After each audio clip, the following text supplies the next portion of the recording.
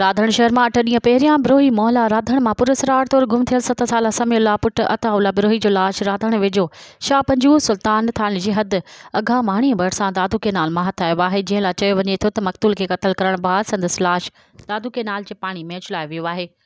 राधण police लाश postmortem बाद Watson हवाले कयो। लाश घर पहुचण ते कोहराम बर्पा थी वियो। इन सिलसिले में वाटसन जी निशानदेही ते राधण पुलिस मक़तूल जे वालिद अताउल्ला बिरोही जे भाणेजे राशिद गिलाल ऐं संदसि भाउ प्रोफेसर ज़ुल्फ़कार गिलाल खे पुछा गाछा लाइ हिरासत में वठी छॾियो आहे।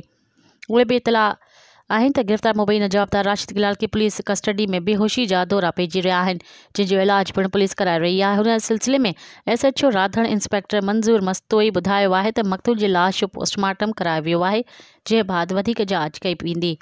इल्ज़ाम हेठि आयल जवाबदार राशिद गिलाल ते बेहोशी जे दौरनि जे इलाज थी रहियो आहे, जंहिं जी सिहत याबीअ बाद वधीक पुछा गाछा कई वेंदी। इंशाअल्लाह वधीक जांच करे हिन ॾोह में मुलविस जवाबदारनि खे गिरफ़्तार करे क़ानूनी कार्रवाई करे सख़्त सज़ा ॾिनी वेंदी।